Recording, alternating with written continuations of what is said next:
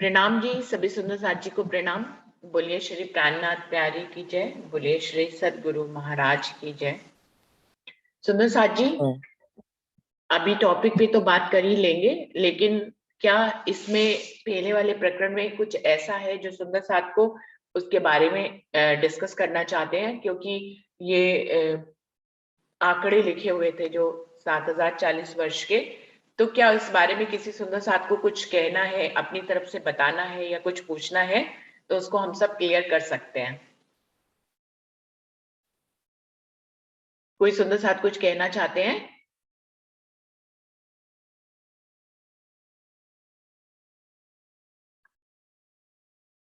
कि हम लोग अपने टॉपिक पे ही चले आगे?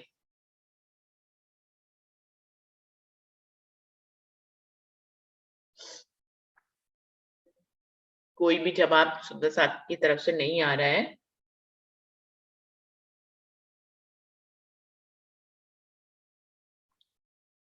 तो सुंदर साथ जी,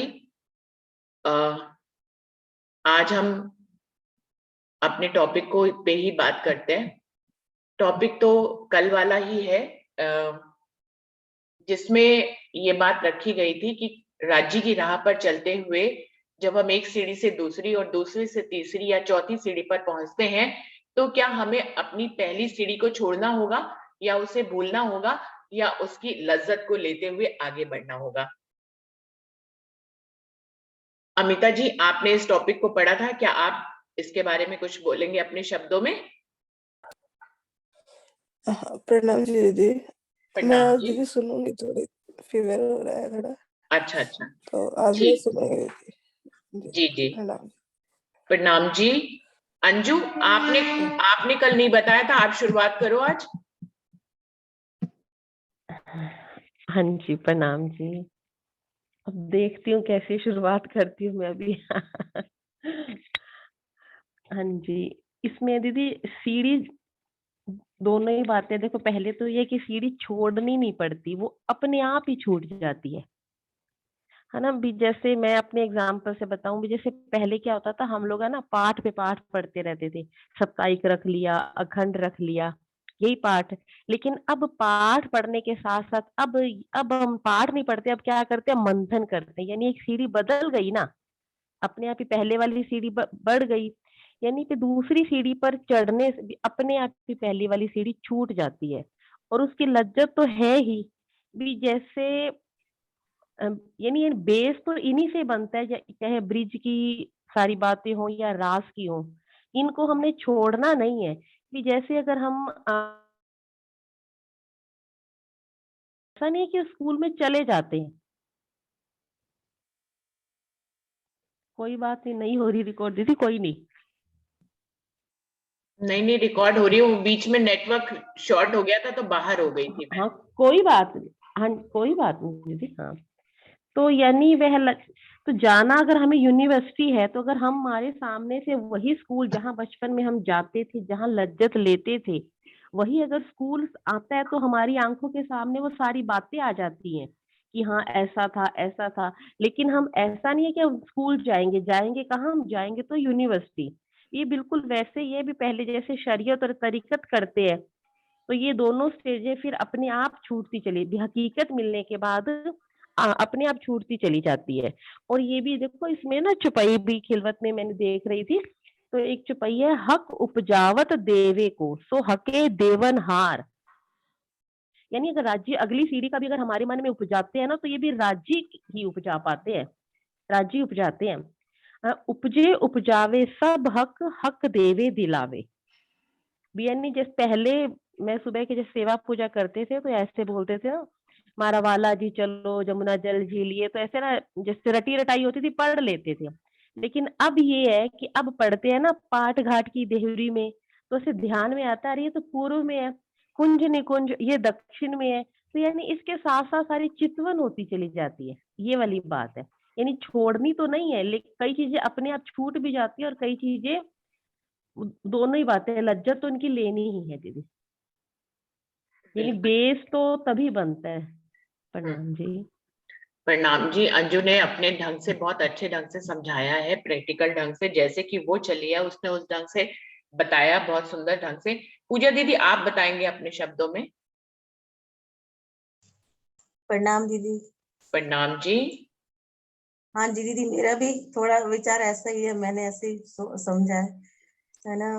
पहली सीढ़ी क्या लिखा, पहली सीढ़ी छोड़कर दूसरी सीढ़ी में जाने चाहिए, मतलब ऐसे ना। तो पहली सीढ़ी की लज्जत को लेते हुए आगे बढ़ना है, सीढ़ी को छोड़ना नहीं पड़ता, वह अपने आप ही कुछ छूट जाती है तो कुछ साथ चलती है। जैसे धनीषी देवचंद्र जी की बीतक को देखें तो पहले धनीषी देवचंद्र जी मंदिर को ढूंढ रहे थे, उसके बाद बाल मुकुंद जी की सेवा की, उनके वस्त्रों की सेवा की। उसके बाद 14 वर्ष तक निष्ठा बंद भागवत सुनी और फिर तारतम मंत्र मिला। उसके बाद परम धाम की यहाँ कुछ वर्णन करने लगे, जैसे गागजी भाई को पहली बार उन्होंने सुनाया था परम धाम का वर्णन। तो ऐसे वो सीढ़ी बदलती गई ना, एक ही सीढ़ी नहीं रही ना। बिल्कुल। और बाकी 14 किताबें अपनी जो पढ़ते, 14 भाग राज्य के कुलजम वाणी के, तो उसमें भी तो व्रज रास जागनी सबकी मतलब बातें आई हुई है ना, और अपन वही पढ़ते हैं। पहले जो परमहंस थे, जो भी सतगुरु थे, सब वही बताते थे और वही पढ़ते थे। और आज की जनरेशन अपन भी यही समझ रहे हैं, यही पढ़ रहे हैं और यही कर रहे हैं। और आगे भी जो जनरेशन आएगी वो भी यही बोलेगी, पहले व्रज रास से भी चालू करेंगे ना। तो ये तो हमेशा साथ चलेगा, छूटेगा, चलेगा, छूटेगा। तो ऐसे नहीं कह सकते कि छोड़ रहे हैं, छूट भी सकता है, थोड़ा छूटता है, फिर वापस अपन वापस भी बोलते ही हैं, छूटता नहीं है, मतलब वो साथ चलता है, उसकी लज्जत लेते रहते हैं मतलब। तो ये 14 किताबें जो से अपने पढ़ते हैं, इसमें भी तो व्रज रास जागनी और परम धाम की सारी वर्णन लेते ही रहते हैं। आज अपन भी ले रहे हैं, आने वाले भी लेंगे पीढ़ी। तो ये सब भूत भविष्य वर्तमान सब तीनों एक साथ मतलब चलता ही रहता है। बिल्कुल। रंजना हाँ, आप तो आओगे अपने शब्दों में बताने के लिए। प्रणाम दीदी। प्रणाम जी। रंजना। प्रणाम जी दीदी। प्रणाम प्रणाम सुंदर जी। साथ जी। प्रणाम जी दीदी। मेरे तो मन में ये भाव है कि इस जागने के ब्रह्मांड में सबसे पहले अपनी जो सीढ़ी है वो है शरीयत। मुझे जो समझ आता है दीदी, जो मेरी चाल है, शरीयत करते करते जब हम तरीकत में पहुंचते हैं, जब हम तरीके से राज्य को जानने लगते हैं, हकीकत का तो ज्ञान ही बहुत बाद में होता है। जब तरीके से हम राज्य की सेवा पूजा या जो भी शरीयत करते हैं, उसके बाद राज्य में जब अपनी मेहर में लेते हैं, तभी हम तरीकत तक ही पहुंचते हैं सबसे पहले। अब उसके बाद क्या होता है कि जैसे वृज रास की बात हो रही है, हम कृष्ण को सिर्फ जानने लगते हैं। जब जानते हैं, उसके बाद जब हमें उनकी पहचान होती है, मेरे मन में जो भाव आते हैं कि जब उनकी पहचान होने लगती है तो हम राज्य से जुड़ जाते हैं। लेकिन तरीकत के बाद जब हकीकत का ज्ञान, जब हमें वाणी मिलती है, वाणी से हमें ये पहचान होती है कि हम पहली बार ब्रज में आए जिसे हम पहला कदम मानते हैं, दूसरी बार हम रास में आए जिसे दूसरा कदम मानते हैं, तीसरी बार मोहम्मद साहब जी आए जिसे तीसरा कदम माना जाता है, चौथा धनी देवचंद्र जी का और पांचवा स्वामी प्राणनाथ जी का माना जाता है, और छठा ये जागने का प्रमाण चल रहा है। जब हम हकीकत में इस बातों को जानने लगते हैं, तो हकीकत में भी जो श्री इंद्रावती जी ने अपनी मार्फत की अवस्था का वर्णन सिर्फ एक सांकेतिक रूप में किया है, क्योंकि वो भी ऐसे कहती है कि मैं अब जो सुख मैं राज्य से ले रही हूँ, मैं उसका वर्णन कर नहीं सकती हूँ। तो जब सांकेतिक रूप में, जब हम हकीकत के रूप में, जब हम ये वाणी पढ़ते हैं, जब हम मार्फत की अवस्था में होते हैं ना दीदी, तब भी जो हमारा पहला कदम जागने के ब्रह्मांड में जो इस टाइम चल रहा है, शरीयत हमारी नहीं छूट पाती है, लेकिन शरीयत का तरीका बदल जाता है।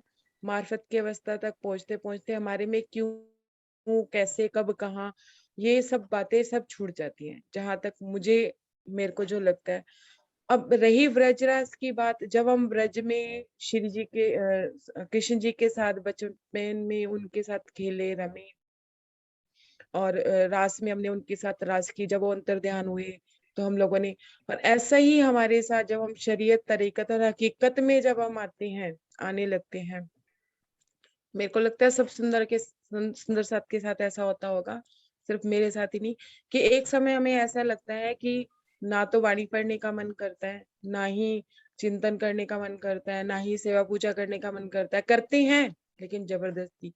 एक स्टेज पे पहुंचकर भी तो हम वापस से अपने आप को शुरू करते हैं। हम उसको शुरू भी कह सकते हैं और अनुकरण लीला भी कह सकते हैं, कि हम दोबारा से कृष्ण जी के स्वरूप को देखते हैं तो हमें प्रेम आता है। लेकिन जब वो कृष्ण जी का स्वरूप हमारे राज्य में परिवर्तित हो जाता है, जब हमें राज्य का ही स्वरूप दिखने लगता है, तो छूटता तो मुझे ऐसा लगता है कि छूटता तो कुछ भी नहीं है, बस उसके भाव बदल जाते हैं। बस मुझे इतना लगता है कि मार्फत की अवस्था में भी शरीयत नहीं छूट पाती है। शरीयत होती है लेकिन तरीके से होती है, हकीकत भी होती है, सारी चीजों को मिला के मार्फत की अवस्था बनती है। तो मेरी नजर में तो कोई चीज छूटती नहीं है, राज्य जो दे देते हैं वो अखंड होता है, और जो वो हमें देना चाहते हैं हमें बस वो लेना चाहिए, मुझे ऐसा लगता है। दीदी प्रणाम जी, बाकी आप सब बताइए सुंदर साथ जी। प्रणाम जी। नरेश भाई जी, आप आज कुछ बताएंगे इसके बारे में?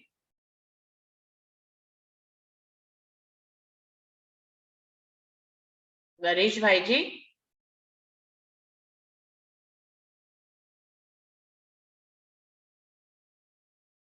नरेश भाई जी तक शायद मेरी आवाज नहीं पहुंच रही। हाँ जी, नरेश भाई जी आइए।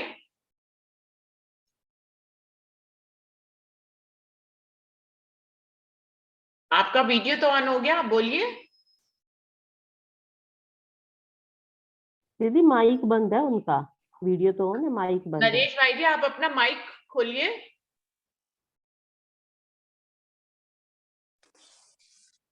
जी प्रणाम जी, सभी सुंदर सर को प्रणाम। प्रणाम जी। दीदी दीदी जैसे रन्ना दीदी ने बताया कि ये सब हमारी अवस्थाएं है, जो शरीयत है, तरीकत है, हकीकत है, तो यही हमारी सीढ़ियां है। क्योंकि हमारे और से देखा जाए तो सबसे पहले हम सबसे पहले सेवा पूजा करते थे, सब कुछ करते थे, पाठ भी कर लेते थे, और हम निज नाम मंत्र का 108 बार दिन में हम जाप जाप भी करते थे, हर चीज हम करते थे।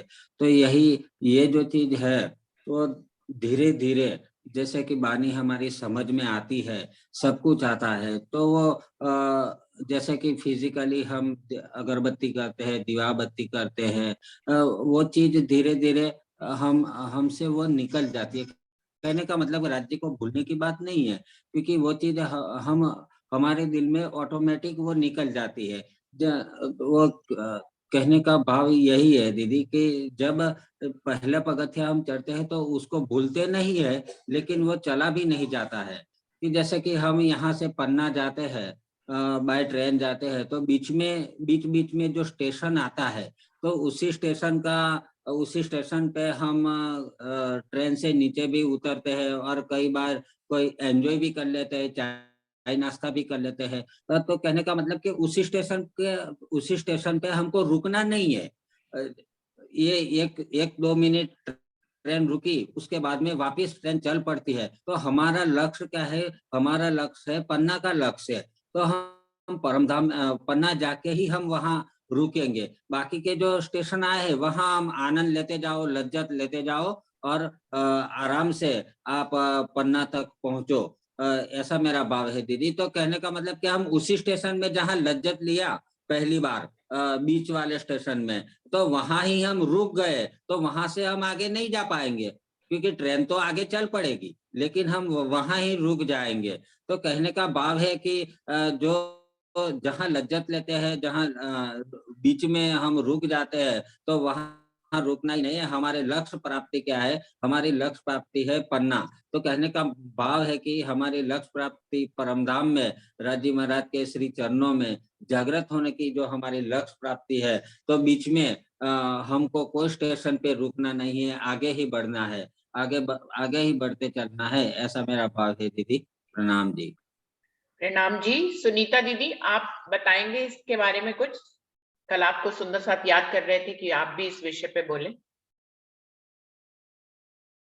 मैंने तो अभी ज्वाइन किया है, अभी थोड़ी देर बाद बोलूँ। ठीक है, कोई और सुंदर साथ अपने भाव रखना चाहेंगे? किसी को जिसका मैंने नाम ना लिया हो, कुछ उनको समझ में आ रहा हो बोलने के लिए? अरुणा दीदी, आप बोलेंगे क्या इस बारे में?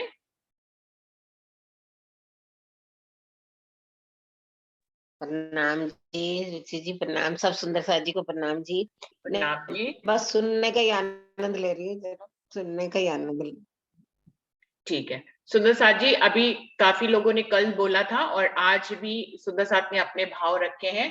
अभी मैं इसको एक बीतक के एग्जाम्पल से बताना चाहूंगी। पूजा दीदी ने भी उस एग्जाम्पल को लिया है, लेकिन मैं उसको थोड़ा सा और स्पष्टीकरण करती हूँ। बीतक में अगर हम धनी देवचंद जी को लेकर चलते हैं, यदि पहले तो जब वो कच्छ जा रहे थे तो सिपाही के रूप में राज्य उनको मिलते हैं और उनको उनके गंतव्य स्थान तक पहुंचाते हैं उनकी मदद करके। धनी देवचंद जी उनको पहचान नहीं पाते, लेकिन जब वो गंतव्य स्थान पर पहुंचते हैं और पीछे की तरफ मुड़ के देखते हैं तो वो सोचते हैं कि मेरा किन्ने पकड़ा था हाथ, मतलब मेरा धनी मेरे साथ थे जिन्होंने मेरा हाथ पकड़ा था। और उसके बाद जब रसोई वो बनाते हैं, क्योंकि अभी तक उनको उनका लक्ष्य नहीं मिला था, उनको ये समझ में आ गया सिपाही के रूप में राजी मेरे साथ थे, उनको वही रूप याद था सिपाही वाला। और चौपाई में स्पष्ट आता है बीतक साहब की कि वो उनको भोग लगाते हैं, सिपाही वाले रूप को ही भोग लगाते हैं, उन्हीं को ही स्वरूप मानकर कि ये मेरे धनी थे, मेरे साथ थे। और ये सत्य भी था, राजी ही उनके साथ थे। तो जब उनके सामने सिपाही के रूप में आए तो उन्होंने सिपाही के रूप में राजी को मानकर, क्योंकि उन्होंने वही रूप देखा था, उनको भोग लगाते हैं। तुरंत ही उसके बाद रसोई बनाते हैं और उनको भोग लगाते हैं। यहाँ पे उनकी ये पहली मंजिल होती है। उसके बाद दूसरा प्रसंग आता है जब हरदास जी उनको बागा वस्त्र देते हैं। वो बागा वस्त्र लेकर जब घर में आते हैं, यहाँ से उनका भाव बदल जाता है। अब वो सिपाही को भोग नहीं लगाते हैं, जबकि उनको मालूम है कि मदद करने राजी ही आए थे सिपाही के रूप में। लेकिन जब उनको बागा वस्त्र मिल जाते हैं तो वो ब्रज वाले स्वरूप को भोग लगाते हैं, जो कि बीतक साहब में वर्णन आया कि वो घुंगरी का भोग कृष्ण जी के साथ जो है वहां पर सेवन करते हैं। तो वहां पर उन्होंने ब्रज वाले स्वरूप को भोग लगाया और सिपाही वाला स्वरूप अपने आप ही उनसे छूट गया। जब उनको दूसरा स्वरूप मिला तो सिपाही वाला स्वरूप छूट गया। उसके बाद आता है श्याम जी के मंदिर में, जब राजी स्वयं उनको जो है अपने स्वरूप से, अपने आवेश स्वरूप से दर्शन देते हैं और उनको पूरी तारतम्य की पहचान कराते हैं कि तुम यहाँ क्यों आई हो, किस लिए आई हो, तुम्हारा यहाँ आने का गंतव्य क्या है, तुम्हें सुंदर साथ को परमधाम की बात बतानी है और उनको लेकर वहां पे आना है कि तुम रूह अल्लाह हो, श्यामा मरानी हो। उसके बाद से कहीं वर्णन नहीं आता बीतक, पूरी बीतक साहब में, कि उन्होंने ब्रज वाले स्वरूप कृष्ण जी को कभी भी भोग लगाया, ऐसा कहीं वर्णन नहीं आता। तो हम देख रहे हैं धनी देवचंद जी की बीतक से ही हमें समझ में आता है कि जब जब जो स्वरूप सामने आया उन्होंने उसको पकड़ा, लेकिन फिर वो उनसे अपने आप ही छूट गया। जब उससे आगे का स्वरूप आ जाता है, जब उससे ज्यादा का आनंद मिलने लग जाता है, तो पहला अपने आप छूट जाता है। हमारे पास हीरे आ जाए तो कौड़ियां अपने आप छूट जाती हैं सुंदर साथ जी। तो यही पूरी बीतक में ऐसा वर्णन, उनकी यदि लीला को देखे पूरी, तो जीवन यात्रा को उसमें ये बात हमें देखने को मिलती है। हम जब राज्य का स्वरूप उनके हृदय में बैठ जाता है, उसके बाद उन्होंने कभी भी जो है सिपाही के रूप को भोग नहीं लगाया, कभी कृष्ण के रूप को भोग नहीं लगाया। तो हमें समझ में आ गया, जो कि कल डॉली दीदी ने भी कहा कि अपने आप सीढ़ियां छूट जाती हैं, तो बिल्कुल ही सीढ़ियां छूट गई। ये जो टॉपिक भेजा है ये किसी एक सुंदर साथ का टॉपिक नहीं है सुंदर साथ जी, ये टॉपिक लिखा जरूर गया था, इसमें कई सुंदर साथ के भाव समावेश थे। उसमें उनके जो भाव थे मैं उसको क्लियर करना चाहूंगी। उसमें एक का भाव था सीढ़ी के रूप में कृष्ण को छोड़ने का। दूसरे का भाव था शरीयत को छोड़ने का, तीसरे का भाव था पाठ को छोड़ना, पाठ करना, माला जपना, तारतम मंत्र का जाप करना, ये भी एक सीढ़ी है। तो इसमें 3-4 सुंदर साथ के समावेश थे जिसको सीढ़ी के रूप में मैंने टॉपिक में डाला है। तो उस सीढ़ी में एक जो किसी का पूछने का भाव ये था कि उनको कृष्ण को छोड़ना चाहिए या नहीं, किसी का भाव ये था कि उनको पाठ अब करनी चाहिए या नहीं, किसी का भाव ये था कि उन्हें कर्म कांड वाली सेवा पूजा करनी चाहिए या नहीं। तो इसमें सारी ही बातों का समावेश था। सुंदर साथ जी, जब हम मार्फत में इन तीनों बातों के लिए मैं ये कहूंगी कि सीढ़ी अगर हम दुनिया में भी एक सीढ़ी पे चढ़ने की कोशिश करें तो क्या 5वीं सीढ़ी पे हम पहली सीढ़ी पे पैर रखे हुए पहुंच सकते हैं क्या? पहली सीढ़ी आप एक पैर यहां और एक पैर यहां रख के नहीं चढ़ पाएंगे, आप गिर जाएंगे, आप डगमगा जाएंगे, आपका बैलेंस खराब हो जाएगा। दुनिया की भी बात से अगर हम इसको समझे, अभी तो पहले मैंने बीतक साहब का उदाहरण आपको दिया, लेकिन अभी मैं वैसे भी कह रही हूं कि अगर एक सीढ़ी यहां है, चौथी सीढ़ी यहां है, आप दोनों जगह पैर नहीं रख सकते, आप डिसबैलेंस हो जाएंगे। तो चौथी सीढ़ी पे जाने के लिए या दूसरी सीढ़ी पे जाने के लिए अपने दोनों पैरों को बैलेंस बनाने के लिए हमें दूसरी सीढ़ी पे अपने पैरों को ले जाना पड़ता है। तो पहली सीढ़ी जो कही है कि छोड़ना पड़ता है, छोड़ना क्या पड़ता है, वो ऑटोमेटिक ही छूट ही जाती है। दूसरी सीढ़ी पे जाने के लिए पहली सीढ़ी पे बैलेंस बनाने के लिए दूसरी सीढ़ी पे पहली सीढ़ी से पैर हटाना ही पड़ेगा, वरना बैलेंस ही नहीं बैठेगा। आपके दिल को शांति, बैलेंस ना बैठने का क्या मतलब है, मेरे कहने का भाव है आपके दिल को शांति ही नहीं आएगी, आप कॉन्फ्लिक्ट में रह जाएंगे, आपके मन में दो विचार चलते रहेंगे, जो कि इस टॉपिक में दिखाई दे रहा है कि छोड़नी चाहिए कि नहीं छोड़नी चाहिए। ये कोई आपका बैलेंस ही तभी बैठेगा, आपके मन को शांति ही तब मिलेगी जब आप दूसरी सीढ़ी पे पहुंच गए। राजी, अभी जो अंजू ने बात कही कि खुद ही उब जाते हैं, वो दूसरी सीढ़ी पे ले जाने के लिए खुद ही उब जाते हैं। जब दूसरी सीढ़ी पे वो ले जाना चाह रहे तो वो आपका बैलेंस भी बनाएंगे, दूसरी सीढ़ी पे ले जाएंगे तो पहली सीढ़ी ऑटोमेटिक खुद ही राजी छुड़वा देंगे, आपको कुछ करना नहीं पड़ेगा, पूछना नहीं पड़ेगा। जब तक आप जान रहे हैं, आपके मन में कॉन्फ्लिक्ट चल रहा है कि छोड़ू कि ना छोड़ू, तब तक अभी आप दूसरी सीढ़ी पे चढ़े नहीं है। दूसरी सीढ़ी पे चढ़ने का राजी आपके अंदर भाव उत्पन्न करा रहे हैं, अभी आप पहली सीढ़ी पे हैं, दूसरी सीढ़ी पे जाने का भाव उत्पन्न करा रहे हैं। जैसे ही आप दूसरी सीढ़ी पे जाएंगे, पहली सीढ़ी ऑटोमेटिकली छूट जाएगी। तो पहली बात, क्या सीढ़ी छोड़नी पड़ेगी? निश्चित ही धनी छुड़वा देंगे, उसका उत्तर यह है। दूसरा जो है, क्या उसे भूलना पड़ेगा? निश्चित नहीं भूलना पड़ेगा। हम अपने सफर को सदैव याद रखते हैं। जो दूसरा इसमें है, क्या पहली सीढ़ी को छोड़ना पड़ेगा? निश्चित छोड़ना पड़ेगा, वो छूट जाएगी। क्या हमें उस सीढ़ी को भूलना पड़ेगा? बिल्कुल नहीं भूलना पड़ेगा। इसका उत्तर यह है कि बिल्कुल नहीं भूलना पड़ेगा। हम अपनी ब्रज और रास को कैसे भूल सकते हैं, जो हमारे धनी के पहले दिन है।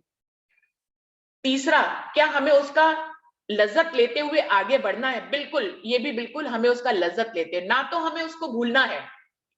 छोड़ना है, छूट जाएगी, हमें नहीं सोचना है, वो ऑटोमेटिकली छूट जाएगी। लेकिन दूसरा कि हमें उसे भूलना नहीं है, बिल्कुल नहीं भूलना है। हमारे धनी का पहला दिन है, ब्रज और रास का, हम परमधाम से आए, पहला दिन ब्रज का है, दूसरा दिन रास का है, तीसरा मोहम्मद साहब का है। उन सीढ़ियों को याद किए बिना हम चौथी सीढ़ी पर कैसे पहुंच जाएंगे? उन सीढ़ियों को कभी भी नहीं भूलना, वो हमारे धरोहर है, हमें उसको याद रखना। वहीं से तो चढ़ के यहां तक आए हैं, तो हम अपने सफर की पहली, दूसरी, तीसरी, चौथी, पांचवी सीढ़ियों को कैसे भूल सकते हैं? हम अपने सफर को जब जब याद रखेंगे, हमें इन सीढ़ियों की याद करनी है, और हम देखेंगे कि उस समय हमने कौन सी लज्जत ली थी। और आज हम अगर 5वीं सीढ़ी पे हैं, तो पहली सीढ़ी की लज्जत हम आज भी ले सकते हैं, जिसका अंशु ने वर्णन किया कि ब्रज, रास और जाग धाम की, मतलब चारों का चौपाई कौन सी है, जो चारों का इसमें भोग करने वाली चौपाई जो है, कि जिसमें हमें चारों का भोग करना है। हम 5वीं सीढ़ी पर पहुंच गए हैं, छठी सीढ़ी पे, छठा दिन मोमिनों का चढ़ना है, तो हमें पहले की पूरी 5 सीढ़ियों का भोग इसमें करना है, परमधाम का भी भोग करना है। उनकी चाल से हमें अपने आचरण को आगे बढ़ाना है। बार बार वाणी में राज्य महाराज ने यह उदाहरण दिया है कि हमें ब्रज राज जैसी चाल चल के दिखानी है। जैसा प्रेम हमने वहां किया था, आज ज्ञान का सवेरा हो गया, लेकिन प्रेम कहीं पीछे रह गया। तो बार बार ब्रज रास का वर्णन करके राजी महाराज बताते हैं कि हमें उनके जैसा, जैसा हमने ब्रज में प्रेम करके दिखाया था, जैसे हमने रास में प्रेम किया था, वैसा ही प्रेम आज ज्ञान के माध्यम से, ज्ञान को साथ में लेकर वैसा ही प्रेम करना है। तो तीनों बातें आ जाती हैं, भूलना कभी भी नहीं है, और उसकी लज्जत लेनी है, लेकिन छूटने की बात अगर है तो वो ऑटोमेटिकली छूट जाएगी। और अगर अभी तक छूटी नहीं है पहली सीढ़ी, तो आप दूसरी सीढ़ी पे अभी है ही नहीं। दूसरी सीढ़ी पे जाने के लिए पहली सीढ़ी ऑटोमेटिक छूट जाएगी, वरना आप बैलेंस, शांति मन को नहीं मिलेगी। इस बात को हम ऐसे भी समझे सुंदर साथ जी, पहले जब हम आरती करते थे, अगरबत्ती जलाते थे, आबोजी वाला जो अर्जुन ने कहा हम बोलते थे, रटा रटाया बोल देते थे, तो उसमें अब जबकि हम उसको चितवनी में लेकर बोलते हैं तो हमारी लज्जत बढ़ गई है ना। हम देख पा रहे हैं कि अब हमें ऐसे सुख ज्यादा मिल रहा है। जब हम अपनी पूरब दिशा को देख रहे हैं, यमुना जी में झीलना कर रहे हैं, उसके साथ आरती गा रहे हैं, या उठो रे प्यारे पियो नवल बिलासी सिर्फ रट के गा देना और फिर खुद ही राज्य के साथ उस लीला में निमग्न होना, किसमें ज्यादा सुख है? उसमें ही सुख मिलेगा आपको। पहले हम पाठ पढ़ते थे, अगर तो पाठ जो पढ़ जाते थे तो उसमें चौपैया निकालने की बात थी, क्या उसमें लज्जत आती थी? नहीं आती थी सुंदर साथ जी। आज हम पाठ मंथन वाणी का करते हुए जब आगे बढ़ते हैं, एक एक चौपाई पर एक एक घंटा रुक जाते हैं, इसमें ज्यादा लज्जत आती है या जब हम पाठ पढ़ते थे उसमें ज्यादा लज्जत आती है? तो हमें देखना होगा कि हम आज जहां पर हैं, चाहे वो हकीकत की अवस्था हो, मार्फत की अवस्था हो, तो उन सब में हमें ज्यादा लज्जत आ रही है। तो हमें लेकिन जब पाठ पढ़ने में जो शक्ति मिलती थी, इस बात को भी हमें याद रखना है। जो बहुत बहुत पाठ करते हैं, बहुत बहुत तारतम का जाप करते हैं, उनके अंदर भी शक्ति कम नहीं होती है सुंदर साथ जी। तो वो उससे जो बल मिलता है, उस बल को भी हमें अपने साथ ही रखना है कि पहले पाठ किया करते थे कितने बलशाली थे, आज मंथन करने लगे तो मुंह पे ताला लग गया, कई बार कुछ बातें नहीं भी बोल पाते। पहले पाठ पढ़ते थे, इतना बल रहता था, कुछ भी बोल देते थे, डरते ही नहीं थे। तो हमें अपनी सब बातों को देखते हुए चलना है और अपने आप को समझाना है।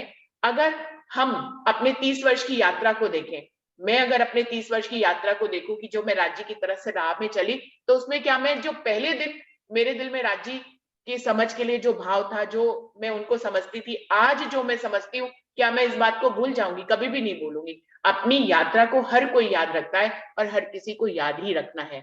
तो कहीं पे भी मुझे तो कंक्लूजन रूप में यही बात समझ में आती है। और बीतक साहब भी इस बात के उदाहरण है, धनी देवचंद जी के जो उदाहरण दिए कि सिपाही का रूप उनसे स्वयं छूट गया, ब्रज वाला रूप उनसे स्वयं छूट गया, जब राज्य का आवेश स्वरूप उनके अंदर आ गया तो उनके दोनों स्वरूप स्वयं ही उनसे छूट गए। लेकिन उन्होंने जब वर्णन किया तो फिर से ब्रजराज का वर्णन किया धनी देवचंद जी ने, तारतम के साथ सारे धर्म ग्रंथ खोले, लेकिन फिर भी ब्रज और राज का वर्णन किया। तो उन्होंने ब्रजराज, उनके स्वरूप छूट गए, लेकिन उन्होंने वर्णन ब्रजराज के रूप में किया। और आगे शिवजी साहिब जी ने भी अपनी वाणी जब उतरी तो उसमें ब्रजराज की बात कही। वो बताते थे, पहले दिन से राज्य के दिन की बात वो बताते चले जाते थे। तो मुझे तो यही कंक्लूजन रूप में समझ में आ रहा है। और कोई सुंदर साथ जी भी बताए अपने मन से, दीदी ने भी सुन लिया है, अब आप बताइए इसके बारे में। हाँ जी, प्रणाम। प्रणाम जी सुंदर साथ जी, बहुत अच्छे उदाहरण दिए हैं रुचि ने। वही बात है ना सुंदर साथ जी, जब हम मार्फत की अवस्था में पहुंच जाएंगे तो ऑटोमेटिकली सारी चीजें छूट जाती हैं। जिस तरह से पहले हम वही मेर का सागर भी पढ़ते थे कि 5 बार हमें सिखाया गया कि मेर सागर भी पढ़ना है और ये तारतम का पाठ भी करना है और ये करना है। लेकिन आज हम अपनी अवस्था देखें तो क्या हम मेर का सागर पढ़ रहे हैं क्या? कहते ना, कर का मन का डाल दे, मन का फेर। मन से हमें अंदर करना है, जो भी मेर सागर भी पढ़ना है मन का, उसके अर्थ को समझे, भावार्थ को समझे उनके, कि मेर सागर क्या रहा है। ये नहीं कि खाली हमें रट्टा बस लगा लिया और पढ़ते गए। तो वही बात है कि ऊपर की सीढ़ी चढ़ेंगे तो ऑटोमेटिकली अब नीचे वाली सीढ़ी छूट ही जाएगी। जैसे किसी बंदे के पास मान लो साइकिल है ना, अब उसने बाइक ले ली तो वो बाइक पे ही चलेगा ना, साइकिल को वो छोड़ ही देगा।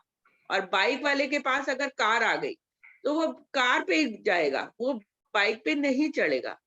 अब उससे ऊपर की चीज आ गई। और अगर कार वाले ने उससे पहले बस पे भी सफर कर सकता है, और बस वाले के पास अगर कार आ गई तो वो अपने कार ही चलाएगा, बस पे नहीं जाएगा। और अगर उसको अफोर्ड कर सकता है कि एरोप्लेन की वो ट्रेवल कर ले तो वो एरोप्लेन पे ही जाएगा, उड़ के ही जाएगा। तो ये सारी चीजें अपने आप ऑटोमेटिकली सुंदर साथ जी छूट ही जाती हैं। हाँ, लेकिन बहुत से ऐसे, जैसे हुक्म के नाम से कई सुंदर साथ ऐसे भी हैं मैंने देखे हैं, जो शरीयत अभी मार्फत की अवस्था में भी नहीं पहुंचे हैं, मतलब हकीकत की सर्वोच्च अवस्था पे भी नहीं पहुंचे, लेकिन वो सुनी सुनाई जैसे कि पाठ नहीं करना, सेवा पूजा नहीं करनी, ये तो वहां तक पहुंचाती ही नहीं है, क्या करना है, नगण्य होके मतलब आलस्य के मारे कि उसको छोड़ ही देते हैं। मंदिर में ना अगरबत्ती करते हैं, ना भोग लगाएंगे, भोग क्या करना है लगा के, या मतलब सुनी सुनाई बातों में, ये तो सब मार्फत की बातें, हम तो मार्फत में पहुंच गए हैं। लेकिन अपने दिल से पूछ के देखे हम सुंदर साथ जी, कि हम मार्फत अवस्था तक उस तक पहुंच गए, या हकीकत की भी सर्वोच्च अवस्था पर हम पहुंच गए जो हमने ये चीजें छोड़ दी। क्योंकि प्रारंभिक अवस्था में हमें ये चीजें बहुत हेल्पफुल होती हैं, सेवा पूजा करना और या पाठ पढ़ना, और उससे क्योंकि हमें बल मिलता है, पावर मिलती है। राज्य के एक एक शब्द को अगर हम पढ़ते हैं तो हमारे अंदर वो पावर आती है सुंदर साथ जी। लेकिन सिर्फ ये सोच के कि इनसे कुछ नहीं होगा, तो सुंदर साथ अभी उस अवस्था में पहुंचे भी नहीं होते हैं, और सब चीजें छोड़ के पहले ही बैठ जाते हैं कि नहीं, ना हमें सेवा पूजा करनी है, ना हमें मेर सागर पढ़ना है, और ना भोग लगाना है या कुछ है, ना पाठ पढ़ना है। ये सब तो शरीयत में आता है, बस ये कह के उसको छोड़ देना, वो चीज भी गलत है सुंदर साथ जी। पहले हम उस अवस्था तक पहुंचे तो सही, तो जब अगर रियल में हम उस अवस्था तक पहुंच जाएंगे तो ऑटोमेटिकली हमारी पहले वाली सारी चीजें छूट ही जाएंगी। तो मेरा तो यही मानना है। आज देखिए, हम वही बात है ना कि हमें सारे 25 पक्षों का अगर पता लग गया है, तो हम अगर सवेरे का भोग भी लगा रहे हैं, जैसे बाल भोग लगा रहे हैं या राज भोग लगा रहे हैं, तो हमारी सुरता ऑटोमेटिकली वहां पर जाती है कि तीसरी बोम में भोग लग रहा है, अब सैया केतिक वन में जावे, अगर हम वो लगा रहे हैं तो हमारा ध्यान वहीं पर जाता है। या राज्य का उठापन करा रहे हैं तो हम उस भाव से ही कराएं कि कैसे हम पांचवी भूम से राज्य को उठा के ला रहे हैं। तो अब कितना चेंज हो गया, मतलब वही हमारी काम, हम वही शरीयत वाला, चाहे क्या है, बाहर दुनिया वालों को दिख रहा है कि हम शरीयत से भोग लगा रहे हैं या वो कर रहे हैं, लेकिन हमारा मन जान रहा है ना कि हमारे अंदर क्या चल रहा है। पहले हम कैसे भोग लगाते थे, कैसे फटाफट फटाफट चौपैया ही बोलते जाते थे, संध्या आरती भी फटाफट चौपैया बोलते गए, राज्य का उठापन, पुड़ावनी सब ऐसे बोलते गए। लेकिन अब हम भाव से लगाते हैं, हमारा ध्यान कहाँ होता है, परम धाम में। तो ये हमारी यात्रा है, तो हम खुद को ही एनालाइज कर सकते हैं, आत्म मंथन कर सकते हैं कि पहले हम कैसे करते थे और अब हमारी शरीयत से हम कैसे देखो उच्च अवस्था पर पहुंचते ही जा रहे हैं। वाणी मंथन का भी पहले में 1000 1200 चौपाई पड़ जाती थी, कहीं पे पाठ होता था, सुंदर साथ स्पेशल बुलाते थे कि आइए और आप पाठ पढ़िए। लेकिन अब मैं घर का पाठ जो मैं घर में भी रखा होता है ना सुंदर साथ जी, वो भी नहीं पढ़ पाती हूँ। बहुत स्लो स्पीड हो गई है, क्योंकि एक एक चौपाई, अपना ही मैं बता रही हूँ, दूसरों का तो मुझे नहीं पता, एक एक चौपाई में राज्य मुझे आगे बढ़ने ही नहीं देते हैं। पाठ तो दूर की बात है, मतलब 50 चौपाई भी नहीं घंटे में निकल पाती है, राज्य आगे बढ़ने ही नहीं देते। उस चौपाइयों को ही मतलब मंथन करना है, उस चौपाइयों में ही डूबना है, उस चौपाइयों में। और अगर मार्फत मतलब सागर श्रृंगार या ऐसी चौपाइयां आ गई तो उसमें तो बंदा मतलब उसमें तो आत्मा बिल्कुल डूब ही जाती है ना, आगे वर्णन मतलब उस आगे बढ़ ही नहीं पाती है। परिक्रमा ग्रंथ हो, सागर हो, श्रृंगार हो, खिलवत हो, तो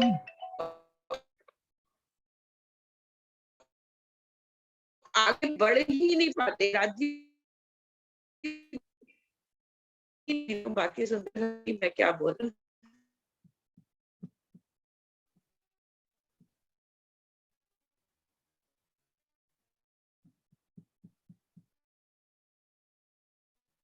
आवाज नहीं आ रही, आवाज नहीं आ रही। पता नहीं क्या हुआ है। अब आ रही है, अब उनका पता नहीं। रुचि नहीं तुमने हम समझाया बहुत हम सबकी तो आवाज आ रही है, दीदी की नहीं आ रही मेरे ख्याल से। हाँ हाँ, दीदी की नहीं आ रही। उनका फिर नेट एक स्लो हो अवस्था गया होगा। हाँ, हमारे सबकी तो आवाज आ रही है। बहुत मेरी नहीं अच्छा आ रही? समझाया। नहीं, आ आपकी रही, आवाज अब आ बीच रही में अटक गई थी, शायद नेट स्लो हो गया था, अब फिर से आई है आपकी आवाज। वहां तक हो गया था अच्छा, कि चौपाई में सागर श्रृंगार वहां तक आई है, सागर श्रृंगार में डूब जाते हैं, वहां तक आपकी आवाज आई है। हाँ तो वही तो बोला मैंने कहा मुझे राज्य अब बढ़ने ही नहीं देते। सच में मैं अपना एक्सपीरियंस बता रही हूँ सुंदर साथ जी, मैं किसी का नहीं बता रही। कि आज मैं चौपाई पढ़ती हूँ ना, मुझसे 50 चौपाई भी नहीं निकलती है। मैं किसी और के बारे में क्या बताऊं। प्रणाम जी। प्रणाम जी। जैसे भी आप कुछ बताएंगे। प्रणाम जी सुंदर साथ जी। मैं तो सिर्फ सुन ही रहा हूँ बहुत देर से, और एक एक बात बड़ी क्लियर है। सिर्फ एक बात, सिर्फ अपनी तरफ से नहीं, एक पढ़ी हुई बात सिर्फ आपको सुनाना चाहूंगा सबको, कि किसी ने बहुत खूबसूरत 2 लाइनें लिखी थी, वो वाणी के ऊपर भी लागू होती है बिल्कुल, कि लोग मेरी लिखी हुई बातों को समझ ही नहीं पाते। लोग मेरी लिखी हुई बातों को समझ ही नहीं पाते क्योंकि लोग शब्द पढ़ते हैं और मैं एहसास लिखता हूँ। तो इसमें पूरी बात है कि वाणी में राज्य का वो एहसास है कि अगर हम शब्दों की तरह पढ़ेंगे तो वो शब्द ही रह जाएंगे बस। प्रणाम जी सुंदर साथ जी। बहुत बहुत सुंदर लाइन आपने कही है जैसे भी, बिल्कुल एकदम टचिंग लाइन है। एक बार फिर से बोलिए ना, एक बार फिर से बोलिए, सुने हम सब। गालिब ने लिखा है, गालिब ने लिखा है शायद। गालिब ने नहीं, मैंने गुलजार साहब की लिखी थी, ये पढ़ी थी ये हाँ, वाली बात, गुलजार, गुलजार जी, हाँ हाँ, गुलजार जी। कि लोग मेरी कही हुई बातों को समझ ही नहीं पाते क्योंकि लोग शब्द पढ़ते हैं और मैं एहसास लिखता हूँ। बहुत सुंदर है। उर्मिला बेन ने अपना हाथ रेज किया है। आप कुछ कहना चाह रहे हैं बहन? उर्मिला बेन या जयंती भाई, आप कुछ कहना चाह रहे हैं? आप हैंड रेज किया है आपने। नहीं, मैंने कल बता दिया था। हाँ जी, आपका सुना था। अभी उर्मिला बेन ने हैंड अप किया है, तो मैं उनको बुला रही थी कि शायद वो कुछ कहना चाह रही हैं। प्रणाम जी।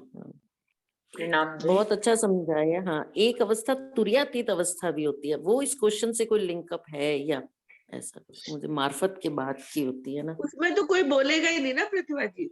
हाँ तुर्यातीत उसमें कोई अवस्था में तो कोई पहुंच गया तो फिर बोलने का, समझने का सब कुछ बेकार ही हो जाता है, कुछ नहीं रहता ही नहीं है कुछ, मौन हो उसमें तो जाता डूब है। ही गया। हाँ, यही मेरे को वो ऐसे ही समझ है। मैंने कहा परमहंसों की अवस्था होती है, बहुत उच्चतम अवस्था वो। तुर्यातीत दीदी समाधि को कहते हैं क्या? समाधि में बैठे रहते हैं, उसी को कहते हैं ना? नहीं, मेरे ख्याल अंदर से मौन होके बोल नहीं पाना बिल्कुल। अच्छा, मुझे लगा समाधि में जो लीन रहते हैं उनको तुर्यातीत कहते हैं। समाधि तो यार, समाधि तो बहुत लोग लगा लेते हैं, क्या उनको राज्य मिल गए हैं क्या? इतने टाइम से हिमालय में बैठ के लोग समाधियां ही तो लगा नहीं रहे नहीं, हैं। मैं उनकी उनकी बात ही नहीं कर रही, अपने इन्हीं की बात कर रही हूँ। भी कई लोग ऐसे होते हैं ना कि जो भी बैठे रहते हैं। तो मैं वो पूछ रही, तुर्यातीत उसे कहते हैं क्या? पूछ रही हूँ, नहीं, मैं अंदर बता से इसमें नहीं रही। मतलब तुर्यातीत कुछ भी की शब्द ही अवस्था नहीं रह होती है। जाएंगे, आप बस उसी में डूब गए, उसी में समा गए, फिर क्या बचा? ये शास्त्रीय भाषा है। अपनी अपनी वाणी के हिसाब से देखिए, जो इश्क में इश्क रस मगन भई सो क्या गावे, इसी को ही कहेंगे। रस मगन भई सो क्या गावे, ये इस अवस्था को कहेंगे। वो तुर्यातीत तो शास्त्रीय भाषा है, लेकिन अपनी वाणी के वो हिसाब वाला से है ना भजन, वो लागी वाली कछु और न देखे, पिया पिंड में दिन ब्रह्मांड रैन को है रहे, री नहीं। हाँ बस पिया रस में मगन भई ना कछु मुख से कहे। बस बस। उसको कुछ और दिखाई ही नहीं देता, बस उसी में डूबी रहेगी। देखन को तन सागर माई, देखने में तन यहाँ है लेकिन वो राज्य में ही मगन है। बस ये इसी अवस्था को तुर्यातीत शास्त्रीय भाषा में कह सकते हैं। अपनी वाणी के हिसाब से जो इश्क में हो जाता है, फिर वो कुछ नहीं बोल पाता है, ना उसका स्वाद बता पाता है, ना कोई शब्द कह पाता है, ना वर्णन कर पाता है। उसके स्वाद को सिर्फ वही जानता है, कोई और नहीं वो बखान भी नहीं कर सकता है, उसके पास कोई शब्द नहीं होते। तो सुंदर परमहंस अवस्था ही हो गई ना, परमहंस परमहंस अवस्था। अवस्था। हाँ जी, परम धाम की अवस्था। परम धाम में पहुंच गए पूरी तरह से जी। हाँ जी, परम धाम में पहुंच गए, राज्य में हो गए, राज्य ही हो गए, वो स्वरूप राज्य ही हो गए, राज्य और उनमें कोई भेद नहीं रह गया। बस